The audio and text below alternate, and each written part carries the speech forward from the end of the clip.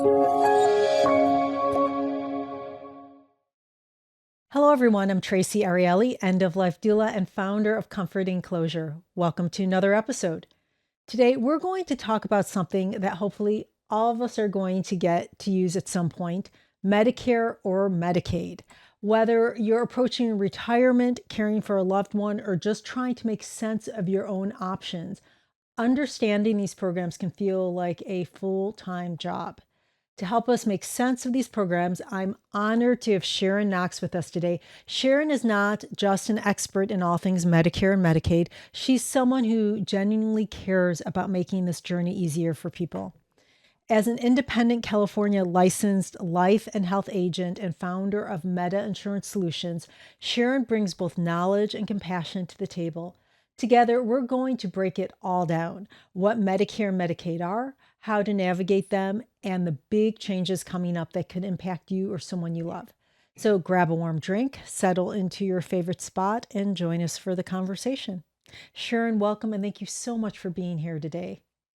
Thank you, Traci. I'm very glad to be here today. So I'm looking forward to this. Can you start off and tell us a bit about your journey, what inspired you to become an independent Medicare and Medicaid agent? Well, this is my third career. I had a career with the Bell System in telecommunications. Followed that with 10 years as a interior designer and had a retail store, which unfortunately, because of imports, et cetera, it was American furniture manufacturer, closed. And the only other thing I was ever interested in was insurance. So I began my career in 2010 with a national company, a large national company, as a captive agent. What that means is you only sell their products. And I was selling property and casualty, health and life. And health at that time was small group and individual. I wasn't in the Medicare market. And I think it was about 2017, I decided to go independent because one, I saw an increasing need for people needing to understand Medicare, and I wanted to switch my focus from property and casualty to Medicare. And also, I wanted to be independent so I could be appointed with multiple companies so that I would be able to help my clients select the best product for them instead of only being restricted to one company. And I thoroughly enjoy what I'm doing now. And I find it personally rewarding to be helping people navigate the Medicare world. Well, thank you for doing it. I can tell you, even people who are on Medicare find it confusing. And people who are around my age who are not at the Medicare timeframe yet in their lives, but we're starting to think about it. So having you here to help answer questions, to help us understand this is a big relief. So thank you. Uh, so let's start with the basics, and everyone, we're going to break it down and simplify it. So let's talk about what exactly Medicare is and who qualifies for it. Okay. Medicare is a federal program that people age 65 or older qualify for, and also people who are on permanent disability, have end-stage renal failure, or ALS, which is Lou Gehrig's disease, could be under 65 and qualify. It's funded by payroll taxes and also the taxes that 1099 employees pay. That goes into a trust fund. It's managed by CMS, which stands for the Center for Medicare and Medicaid. And that's part of the Human Services Department in federal government. And so CMS regulates it. They regulate the agents, they regulate the insurance carriers, and they also have requirements in order to sell Medicare Advantage or prescription drug plans. An agent must certify every year. You must have your license in the state that you're appointed in, and you must also certify every year taking the AHIP test, which is 40 hours of training, and you have to get a 90 on it. Then you get certified. And AHIP is a trade organization that supports the insurance carriers and has this relationship with CMS. Additionally, you have to every year test with each carrier you're appointed to sell their products. So that's in addition to your normal appointments. So it takes about 2 months, to get ready every year for annual enrollment, because this is a yearly process. And then you still maintain every 2 years renewing your license and doing that 40 hours of training. So there's quite a bit to it. I don't know if it's kind of interesting because it's a growing market. In 2023, there were 66.7 million people who are on Medicare. And that number is just going to continue to increase as our population ages. And in 2023, the healthcare cost for Medicare was just a little over $1 trillion. Wow. So let's talk about differences between original Medicare, Medicare Advantage, and Medicaid. And again, Okay. I'm used to thinking about these things because I have clients who need help with Right. signing up for these. But most people my age, they have no clue about this. So this is great that we're talking about it. Yeah, well, I think it's good when you're younger to have a general understanding, but things can change from year to year. So I wouldn't get into the fine print until probably 6 months or so before you're turning 65. But having a general understanding, so when you're doing your retirement planning and all that, you'll have an idea of what costs you might have. And again, the costs can go up every year. So, and we're going to talk about Medicaid separately. So there are two choices you have when you go on to Medicare. One is called Original Medicare, and that is your Part A and Part B. You get a little red, white, and blue card, and that gives you, and that's funded by the federal government through the trust fund for the monies they collect. And A is for hospital benefits, and generally that includes inpatient hospital stays. It includes skilled nursing facilities following hospitalization, hospice care, and some home health practices. And then there's Part B, which is the doctor's office. So consider anything you have done in the doctor's office. You go to a primary care doctor, a specialist, you have an in office vaccine or treatment, all that is under Part B. Medicare requires, original Medicare requires that you have a standalone drug plan in addition to the Part A and B. And failure to do that can result in a penalty later. So that's very important for people to know they're going to need that. And the other thing that is strongly recommended is Medicare doesn't pay 100% of the costs. So like for doctors, it pays 80%. For hospital, there's a deductible when you go in. There's a daily room rate for 30 days, and it keeps going up until finally you're totally responsible. So it's recommended that if you want original Medicare, that you also look at a supplement. So you'd have A and B, a supplement, and a standalone drug plan. The And so supplement, I was going to say, pays what Medicare doesn't cover. Okay. So And for A and B,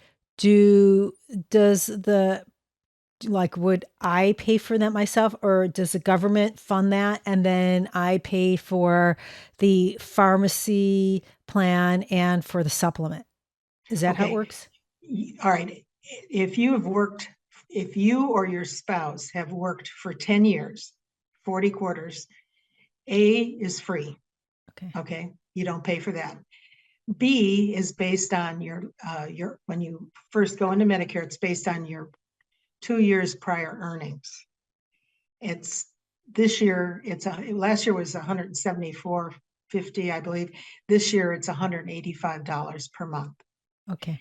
If you earn if you're single and earn 106,000 2 years prior, or you're married and your combined income is 212,000. If you have higher earnings, okay, then it's going to go up, and there's like 6 levels. The maximum level is if you earn as single, $500,000, or as a married couple, 750,000. Then you're going to pay 628,000. You're going to pay $628 per month.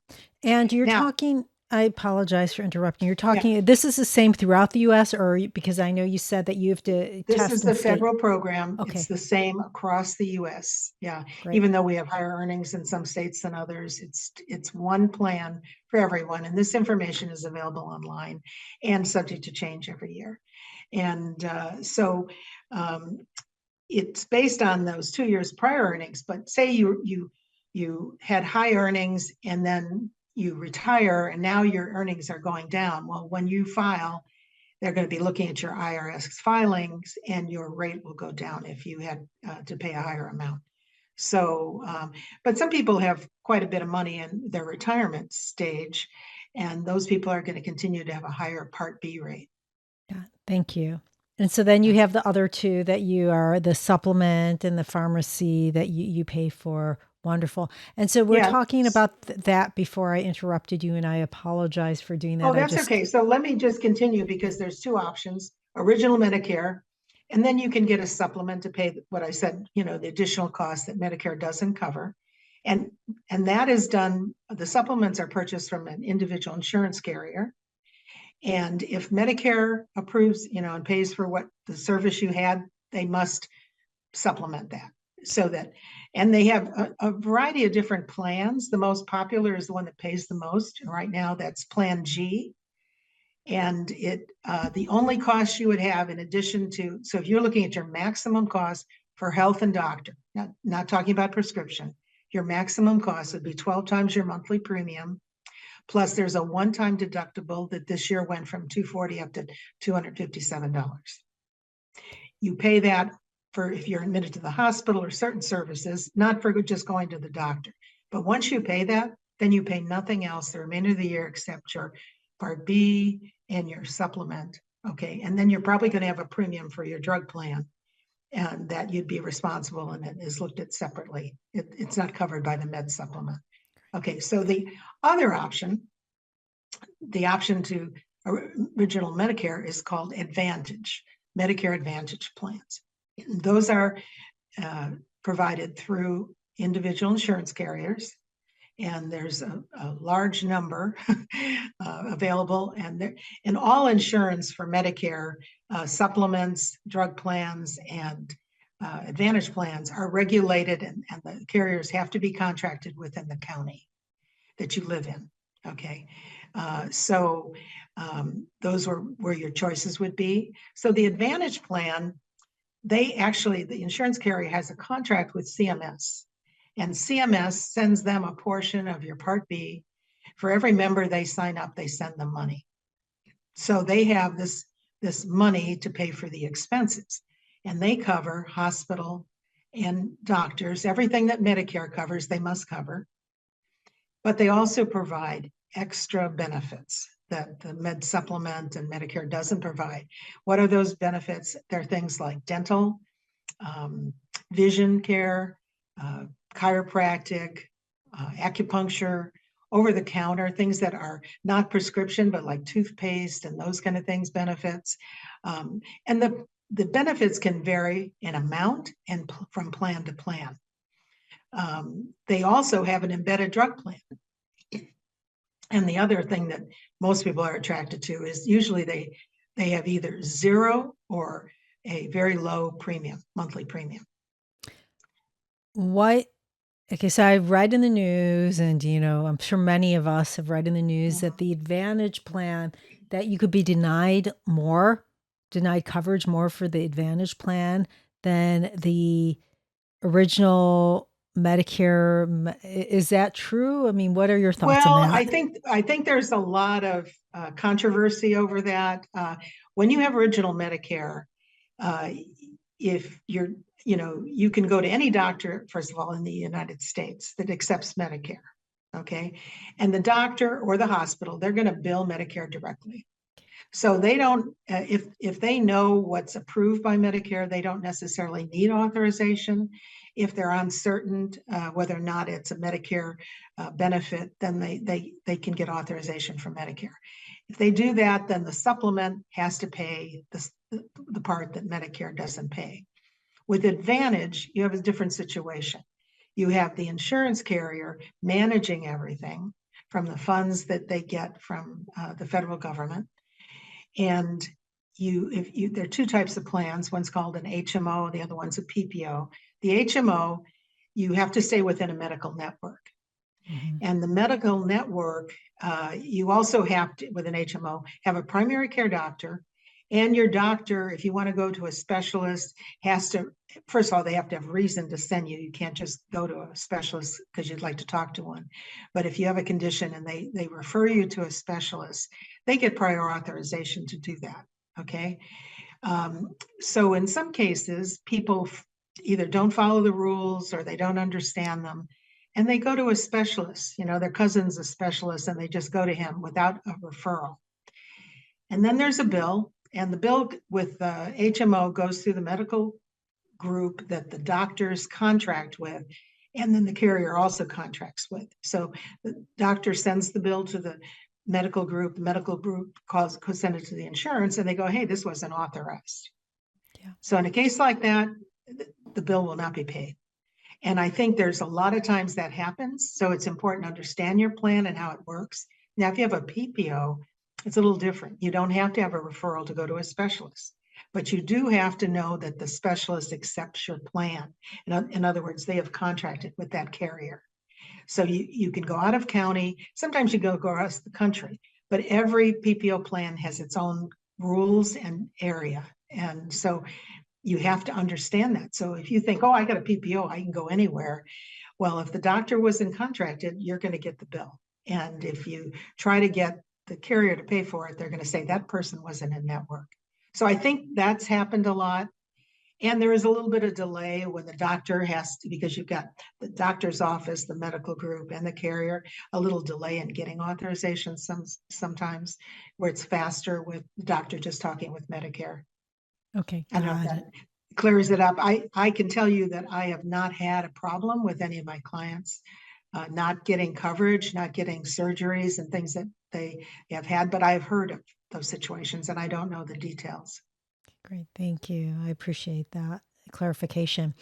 Mhm. When should people start thinking about enrolling in Medicare, and what are the key steps to take? Oh, wait, we forgot to talk about Medicaid. Can you tell me how Medicaid Right, I was going to falls in say, line with this? Then we'll talk about the steps to take. yeah.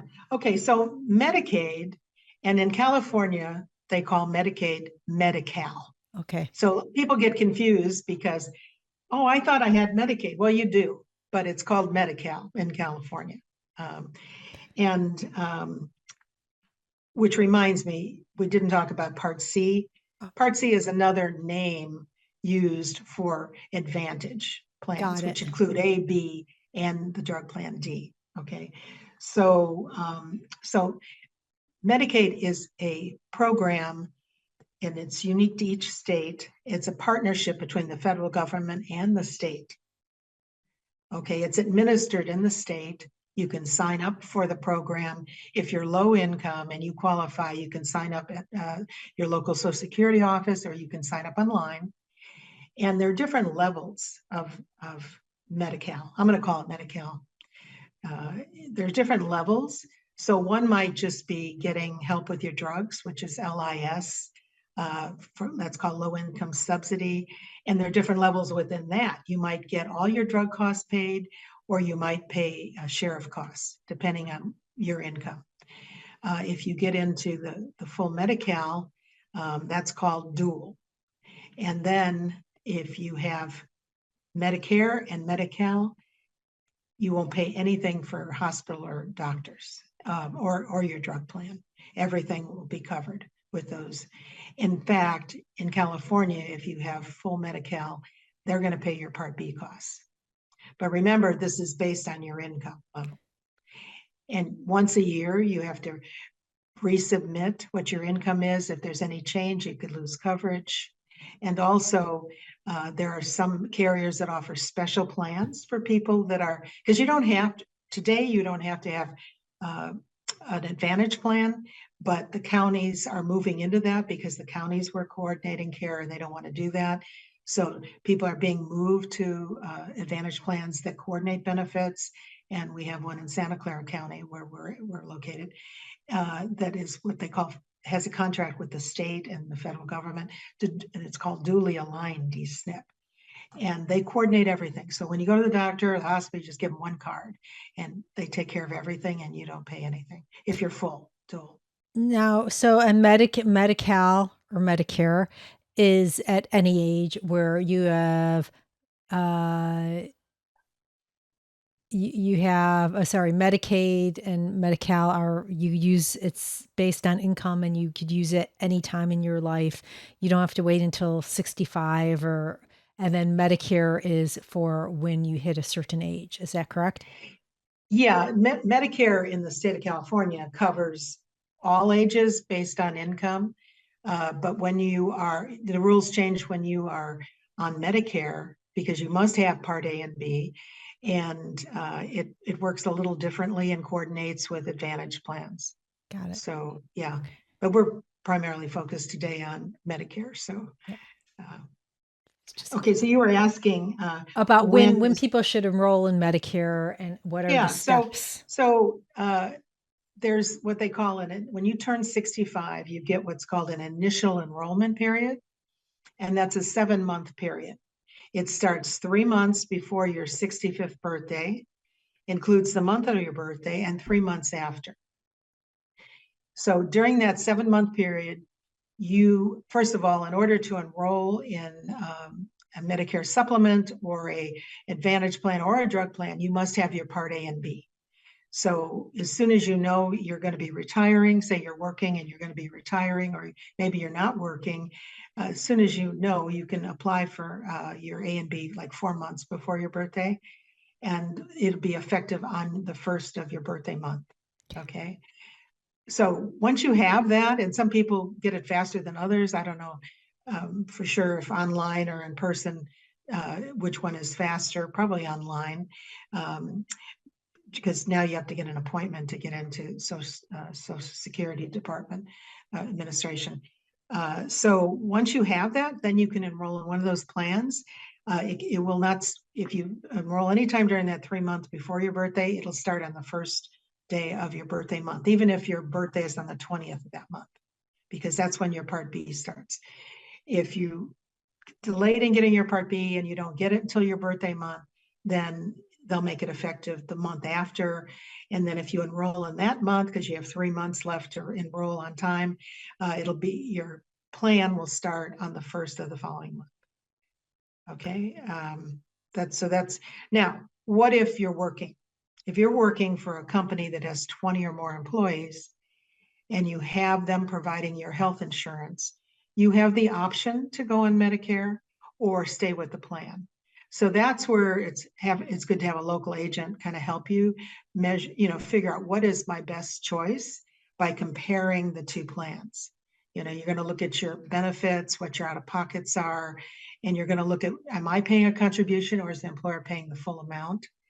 If it works out that it's better to stay on the employer plan, then you can stay on there until you retire or lose your position. Then you have 63 days to apply for your Medicare and get your, SUP or drug plan, whatever it is, choices that you make. So, now there are some exceptions to if you don't meet these timelines, you could receive a penalty.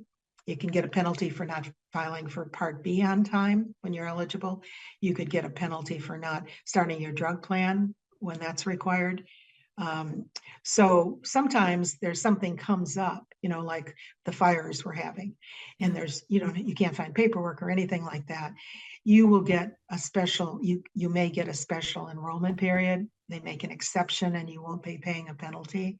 So you would need to reach out to Medicare on those circumstances, see whether your situation meets the requirements for getting a special enrollment period.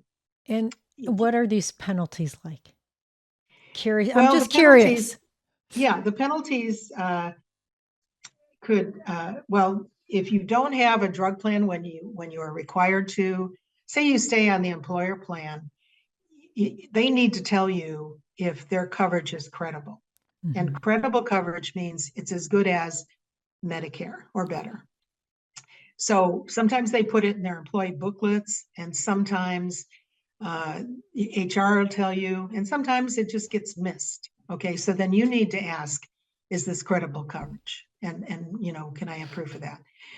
If you, for example, stay on the employer plan and it's not credible, okay, and say maybe you didn't have to have, it was fine for the health insurance, but it wasn't credible for the drug coverage, and you didn't have a standalone drug plan that met the Medicare standards, for every month, and this includes if you retire and you get a med sup and you say, oh, I don't take drugs, so I'm not going to get a drug plan. So there are other circumstances where you might not have a plan when you should. There is a 1 month penalty based on the average cost of a standalone drug plan in your area. Okay, and that can go up every month, and it's 1%. So what does that look like? An example might be from 2024, somebody who had not enrolled in drug plan because they didn't take drugs, they didn't understand there was a requirement, and they didn't have a plan for 2 years. And then their doctor said, oh, you gotta take this drug. So they signed up. Okay, so 1%, and it was about a little over $34 was the average price last year. So for 24 months, 1% of that price equates to $8.30 a month that would be added to your standalone drug plan premium.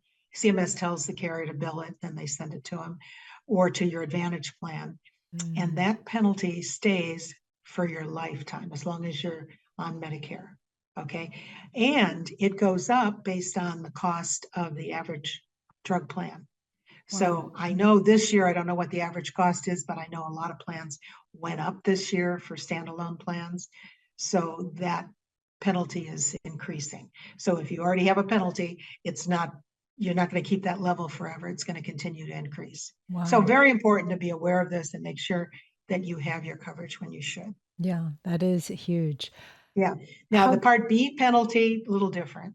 If you say you retired and you went on a trip and you just forgot about it and you didn't apply for your Part B and you got to the 4 months after your eligibility date, your birthday, then you'll have to wait until what they call general enrollment to enroll in a Part B, and that's January 1st through March 31st, and the penalty is 10% of what you pay for Part B, and that too is lifetime. Wow.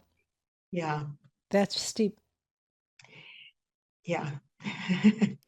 Yeah. So it's very important, and I think that's another reason to have a local agent, because they can educate you and make sure you understand things, and they can help you find the right plan. Definitely.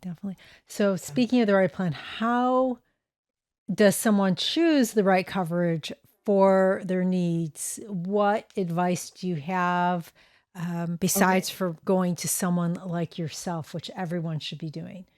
Okay, well, yeah, obviously going to an agent is the best choice because they're trained, they're certified, they know all the guidelines and rules, and they have access to all of the information, including they may have a plan that they're not appointed with that would be best for you. And they can say, hey, go to their website. This is the best plan for you. We're responsible to do the right thing for the client. It doesn't happen very often because most independent agents will get appointed with all the major carriers. So, but it's happened. It's happened to me with drug plans where I had to say, hey, you could do better with this one, and you can go direct to them. But if you don't want that assistance, and what an agent does, and so you can do this yourself, is do an assessment. So what is your budget? Do you have the funds to pay extra? What are you going to be paying for your Part B? Add that to your premiums. Are you happy in the county you're in? Are there enough doctors and hospitals so that you can get the care that you want? Or are you in a small county where you have to drive 50 miles to the only hospital, and you really drive back to a county you used to be in to take a doctor? Okay, well, that's going to be an indication that you want to be on original Medicare if you need to cross county lines, and or maybe, and I run into this quite often, 3 months out of the year, they go live with a relative, for different reasons. They want to be there for the holidays, or if they're in a cold place, they want to go to a warm place, but they spend 3 to 6 months out of their county, and they want to be able to have medical care. Okay, that's another reason why you would go towards a med supplement, supplement and original Medicare. So these are the kind of questions. Is dental important to you? Is acupuncture? Is chiropractic? Is your budget tight? Do you need extra help to pay for these things? Because many of these things are embedded in Advantage plans, and you wouldn't have to have a separate vision plan or separate dental plan, et cetera. So there's just a host of questions to ask. What's your medical health? Is it likely you're going to spend a lot of time, going to doctors and specialists and to the hospital? So you're going to have a high out-of-pocket cost? Or are you really healthy and your family's healthy and nobody's ever had anything, and you feel confident that you're going to stay healthy for years? Well, here's the difference. If you have a Medicare Advantage plan, the price, you pay a monthly charge in advance, whether you go to the doctor or not. So you're going to start out with maybe $125 a month in premium, and then you add that $257 deductible, and that's your maximum out of pocket for that year. Now, every year it goes up based on age. It can also go up because the carrier wasn't profitable and they needed to get approval to raise rates. So plus the age increase. So I run into quite a few people who are in their late 70s, early 80s, where they started out, it was very manageable, and now they're paying $300 or $400 or $500 a month, and it's no longer manageable. Now, if you have great retirement income and that's going to be manageable, then you don't have to worry about that. And if you want and you need to be able to go out of county and you want that flexibility, then look at the Medicare supplements. If your budget's tight, you're happy, you're in a place like Santa Clara County that has medical networks with over 1,000 doctors and specialists and really highly rated hospitals, then a Medicare Advantage plan where you pay maybe zero. Many plans are zero premium. Some are, if they have a premium, they're very low, $37, $49 a month, and you could save quite a bit of money. Also, with the Advantage plan, many of them have a zero doctors, zero specialists charge. So when do you actually spend money? If you go in the hospital, if you have some procedures done, then there are copays. But every Medicare Advantage plan has what they call the maximum out of pocket.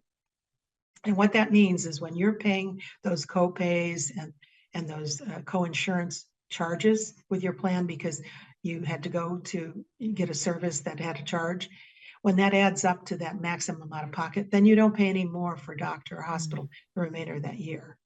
And the maximum out of pockets range from, like right now, from around in this county, around $300 a month, $300 a year to $10,000 a year. So that's why you really have to look at multiple plans and have an assessment of your budget and needs to choose the right plan. So, there's a plan out there for everyone, but it's finding the right plan. Yeah. What are the most significant, every year there are changes, but for this year, 2025, what are the most significant changes coming, or it's 2025? What significant changes are here that you see? Well, yeah, we just went through a significant change because of Biden's administration put in force the Inflation Reduction Act. Mm-hmm. And it covers more than just Medicare, but we're only going to be discussing Medicare today.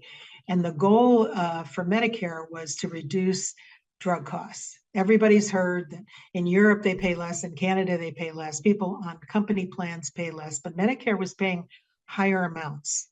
And it was not unusual for someone with a medical condition, say cancer or something where they required expensive drugs, to spend $15,000, $20,000 on their drugs every year.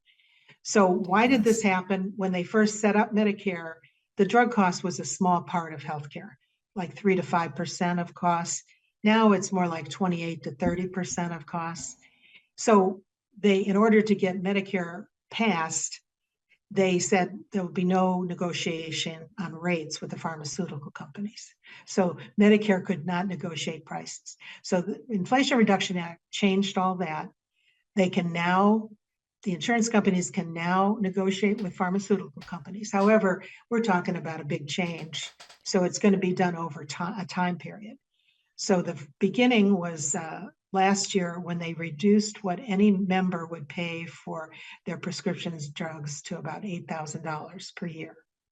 Okay, so that helped a lot of people that were paying $15,000, $20,000. And that $8,000 does not include any deductibles. Many drug plans have a deductible. The maximum was $590 last year. Doesn't include that, but everything you pay and the insurance company pays. So when they had a cap at $8,000, it was really costing people, if they hit that limit, $3,000 or $4,000 for their drugs. This year, that limit is lowered to $2,000 as the maximum. This is whether it's a standalone or embedded in an Advantage plan. You won't pay more than $2,000. Again, it excludes any deductible. Some plans have deductibles, some don't, but it excludes if you pay a deductible. It just covers what you pay out of pocket. And when what you pay and the insurance company pays reaches $2,000, your drugs are free the rest of the year. Okay. However, they're not free for the insurance company. They have to continue to pay those prices, and they have not started the negotiation on any of the drugs yet. They delayed that because this is a big change. So that caused a lot of disruption this last AEP that we're just coming through. Some carriers pulled plans out of the market because they didn't think they could be profitable. Because, insurance carriers are in the business of earning a profit. Even nonprofits have to keep a certain level of profit to continue. So many plans were pulled out. Many were consolidated. Some Advantage plans lost benefits. It just shook everybody up. And all the agents that sell Medicare were working from morning till night and exhausted, because you not only had to move your clients to new plans, but you still have people coming in or wanting to make a change. So it was a rough year. And people that lost plans had a little extension. So they have a special enrollment period that went outside of annual enrollment. We have another speaker here.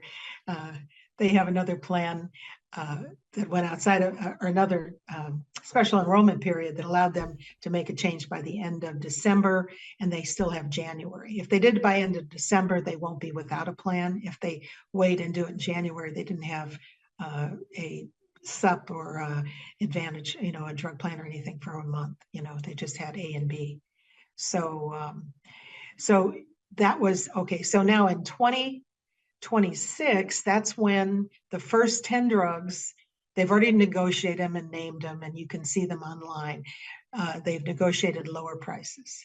So some of these drugs are like $900, and they negotiate them down to like $200. So they're still not cheap, but that's a substantial, when you're taking it on a monthly basis. So that's going to give some relief to the insurance carriers, and of course, a lot of relief to the members. So that starts in 26, and then from every year from 2027 to 2032, they're going to do another 10 to 20 per year negotiation. Wow. So it's in a staged format. And I think that'll take some of the pressure. Well, I know that'll take some of the pressure off the insurance carriers. And the 2,000 cap now for members every year will be adjusted for cost of living. So it'll creep up a little bit, but not too much. Yeah. So that's the biggest impact, which is plenty. Interesting. Well, I'm glad that happened. What are some of the common pitfalls to avoid when you are, I know that I wouldn't file a claim, but my doctor files a claim. So to avoid having denials, I know you spoke about it a little bit. Yeah. What are some of the common ones that you see? Well, I think the main thing is understanding your plan and following the guidelines. And if you ever say, if you have, it's mostly with, you're going to run into this more with Advantage, because there are rules and there's another entity involved. You got your medical group and your carrier, is understanding that. And if you have questions, you have a member service number that you can call and get advice, or if you have a local agent you can call. I always suggest that whenever you go for, I don't care if it's dental or vision or doctor's treatment, ask them to give you a treatment plan, tell you what your costs are going to be. The Advantage plans, they're going to have to check for authorization, but you want to know, what am I going to pay? And when you do that, everybody else does what they need to do, and you shouldn't have as many problems. If you do have a problem, it depends on what it is. There are human errors that happen. I've had situations where the doctor's office accidentally sent the claim to the wrong carrier, and so it was denied because they never got it. So, you have to check through the path, and you can file a reconsideration request. You can get your agent involved. I've gotten involved in situations and found out, that's how I know that these things happen. Wherever there's humans or computers, there are mistakes. And you can file a grievance with the carrier and also with CMS. And when you get a new plan, they're going to give you all that information and the process for doing those things. And sometimes a claim that was denied is then, approved because it was legitimate. You did all the right things and they made a mistake somewhere else. Yeah, I read somewhere that like between 80 and 85% of claims that where you go in and you file that grievance, that then they're reconsidered and they're approved. Well, I don't know the figure, but I do know it works. The system works. It may take a little time, but if it's a grievance because you didn't get an authorization and it's a medical necessity, they have to respond more quickly. If it's just something that's a bill you got, you didn't pay yet, and you're disputing, they have up to 90 days. So, but there is a process, and from what I've seen, it works very well. I've read somewhere that there's something called Medicare saving programs. What are those? Yeah. Well, as far as Medicare goes, there's a Medicare savings plan in the state. It's for people that are low income, that have high needs, and they don't have a lot of assets, and they didn't get approved for Medi-Cal. And there's 4 different levels. Some give help with paying Part A and B, some just with drugs. So, you can apply for it. You go to Medicare and you apply for it, the state office. And if you get that, you'll get the additional help. And does that include? So it's in addition to your Part A and B. You still have to have Part A and B. Does that include help with prescription drugs also? Yeah, if you didn't, it could. I mean, each case is different, so it depends on your circumstances. I mean, if you apply for Medi-Cal and you don't qualify for full Medi-Cal, but you have the low enough income, which for a single person is like $22,000, and for married couples, like household income of $30,000, then you can't get LIS, and it has different levels, and anywhere from covering all the expense to reduce costs. So, so first I would try to get LIS, if you qualify. This is a very basic question. Mm-hmm. Can someone have Medicare and Medicaid? And if they can, absolutely. How do they work together? Tell me. Okay, so we're talking now Medicare age or qualified. Correct. Yeah. So basically, you apply online. There's a form that you can get, or you can go to the Social Security office or the county office, and you apply for it. And if you get it, then depending on if it's full coverage or partial, if it's full coverage, and some people don't know this, but you can have all right, always have to have your A and B, you have your Medi-Cal, and right now you can still have that, but the direction that is eventually you'll have to be an Advantage plan. In Santa Clara County, there's already one company contracted for what they call dually aligned. So when you go to the doctor, all you do is give your dually aligned DSNP card. D stands for dual, SNP is for special needs plan.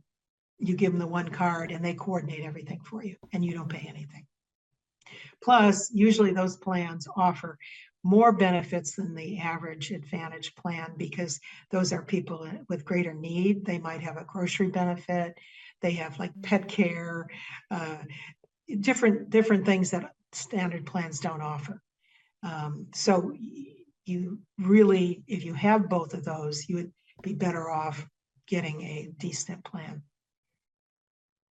It's a lot. I mean, there are a lot of choices here. There's a lot of moving parts. Yeah, if you're partial, what they call partial dual, you can sign up for any Advantage plan, and you may or may not have to coordinate getting paid for the portion that the plan doesn't cover. You might have to submit that to Medi-Cal, or your doctor might send the bill there. You know, it varies, so it depends on the plan.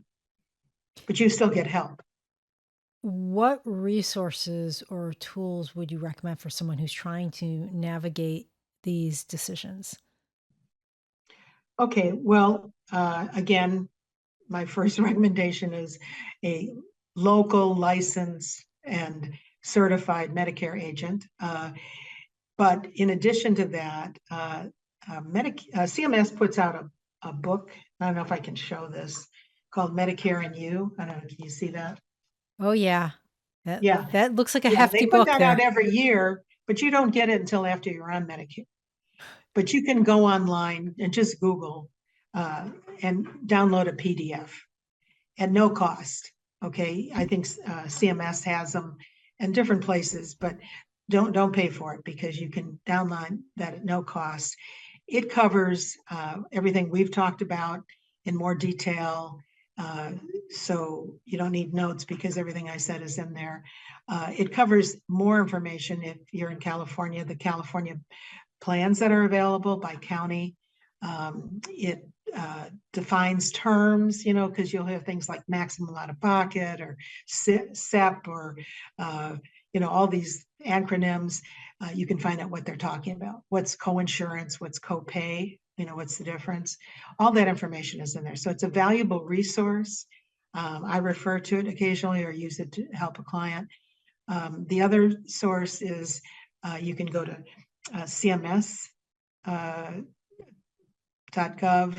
or you can go to Medicare.gov. Those are two websites that provide educational information. On Medicare.gov, you can actually look at all the plans in your county. You put your zip code in. You can sign up and get newsletters from them. You can actually apply through that, but then you won't have a dedicated agent. Or you can go in and say to not sign up and still access the tools. And you can look up every plan and you can do a side-by-side comparison. And that includes Medicare supplements, Advantage plans, and standalone drug plans. And there's something like, you know, if you add all those together, like 87 plans. So that's why it's nice to have some help. But the one shortcoming is when you're looking at the Advantage plans, it does not go into detail on the extra benefits. Now, you can, from that website, you can go to a carrier website and look at their summary of benefits, which is a like 3 or 4 page document that would include what those benefits are in more detail. And then there's what's called evidence of coverage. That's like a 200-page document, but it goes into much more detail on everything that's in the summary benefits. Like, where do you get those services? How do you get them? What do you have to do first? So those are probably the primary ones that I would recommend. I would just caution that if you go, like your friend has a particular plan and you don't really know what their circumstances are, but they go, oh, I love my plan. And you go to that website or you call them, they're only going to tell you about their plan. They're not going to do a comparison. So I would at least go to Medicare.gov and see what else is out there, or work with an agent to help you navigate that, to do an assessment and figure out what's best that meets your needs. I, I think that a lot of people will be surprised, especially people who are working full time for a company, that first go to these websites and start doing their research.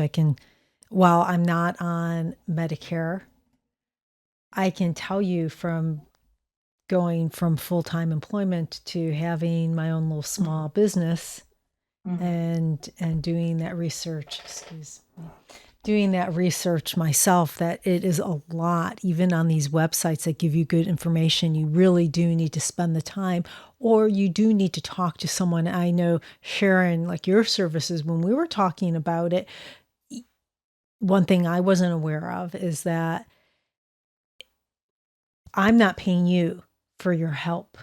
That's correct. You Yeah, are getting paid from the insurance companies. And that's something that right. I thought was really great is that these insurance companies, that they all pay you the same amount. So you're not beholden to one versus the other. That's Exactly. correct? Yeah, yeah, yeah. Yeah, we've sworn an oath really that we're going to do what's right for the client, even if that includes referring them to someone else because you don't offer that plan. So, does everybody follow all the rules? Not necessarily, but you get to choose the agent you work with, and you get to know them, and you can always change agents. You can change plans. But I think they've done a good job of Keep regulating talking. our activities. So some of the problems that I've run in, misconceptions and problems, Yeah. are many people think that it's like homeowners insurance. A lot of people get their homeowners insurance, and then 10 years later, when they move, then they get a new policy. But Medicare is changing, and plans are coming into the market, going out of the market. So if your plan is staying in the market and you don't make a change during annual enrollment, it'll automatically renew. And I run into people, whether it's a med sup, a drug plan, or an advantage plan, that haven't looked at it in the last 10 years. They're not aware that rates have crept up, or that there's something better, or their needs have changed. So I recommend that people visit it every year. What's going on? I need an update. Again, that's where you can talk to your agent. Is there something better for me? Am I in the best plan? And you're fine. An example of that is, we mentioned the if you have a med sup, when you first go into Medicare, you have guaranteed enrollment in a Medicare supplement. If you want to change later, uh, you know, at any time, you have to go through underwriting. Now, there's one exception to that. In California, they have, in some states, and California is one of them, they have what they call the birthday rule. So on your birthday, you get a special opportunity, if you already have a med sup, to move to another carrier with the same plan level without underwriting. So where is this helpful? Someone who's older, maybe they're in their late 70s and their rate is getting out of control, and there are some lower rates, and they have a health condition that they probably would be declined if they didn't have this opportunity. They can actually move, even with that health condition, no matter what it is, to another plan that may have a lower rate. So again, you can either go online and do the research yourself, or work with a local agent. And I have moved quite a few people to plans where they're saving anywhere from $100 to $300 a month. So that's something to be aware of.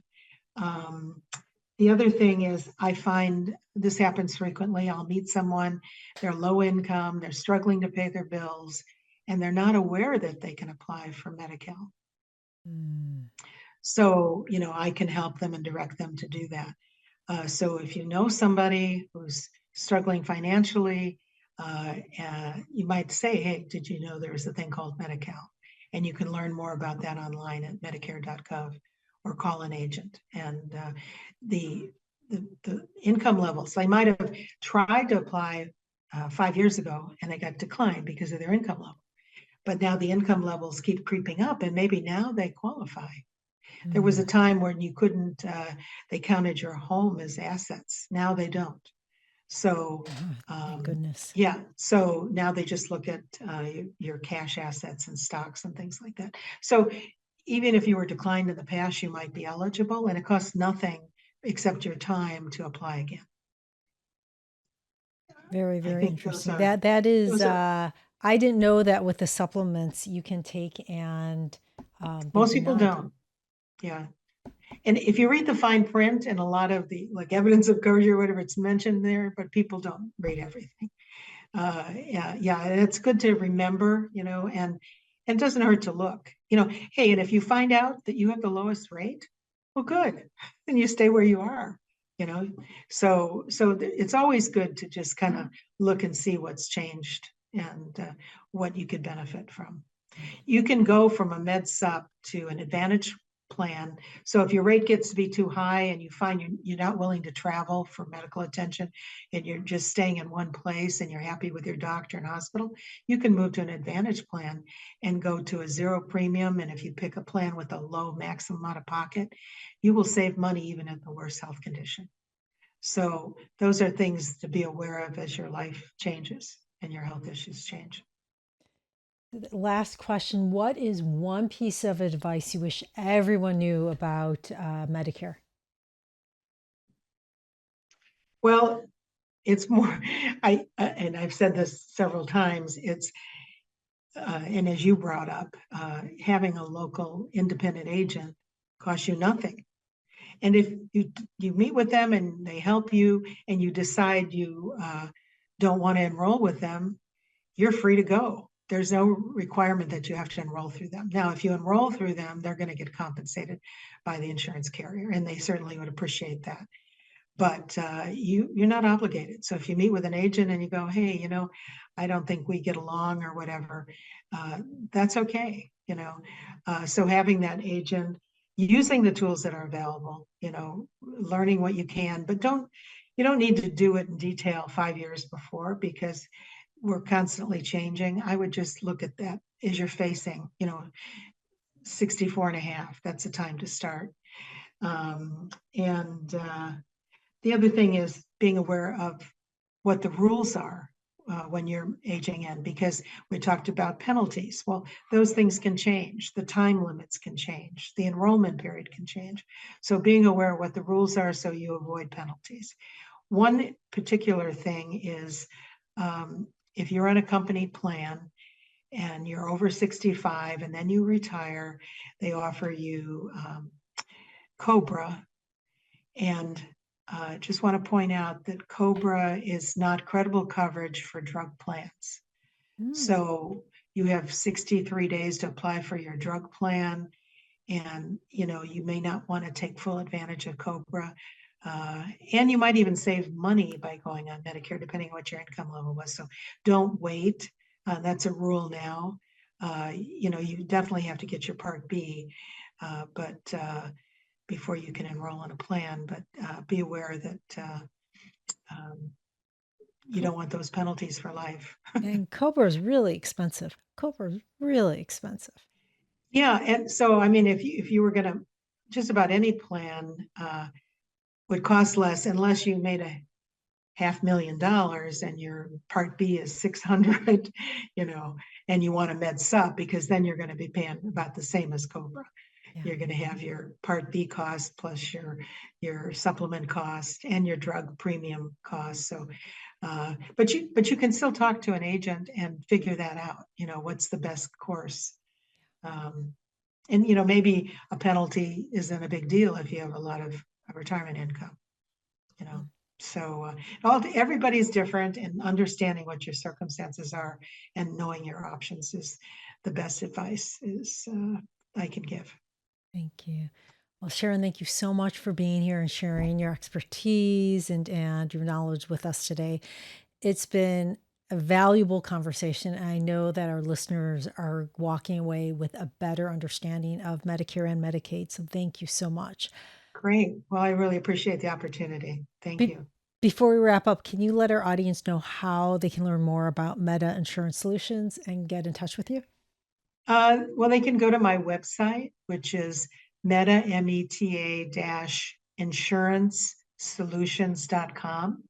And if they want to get in touch with me, and again, I'm only licensed in the state of California, but they can fill out a little form there and it'll come to my email. And they can also see my phone number and office address there. Thank you. And there's a lot of information about Medicare and other products like life insurance and annuities and other things that I do. Thank you. Thank you for asking. Listeners, navigating programs like Medicare and Medicaid can feel overwhelming, but it doesn't have to be. Today's conversation is a reminder that there are resources, experts, and tools available to help you make the best decisions for yourself and your loved ones. Remember, being informed is the first step to feeling empowered. Thank you for joining us. If you have any questions, please comment below or reach out to me directly. And if you found this conversation to be helpful, please like, share, comment, and subscribe. This is Traci Arieli from Comforting Closure, wishing you peace and comfort in your journey. Until next time, take care.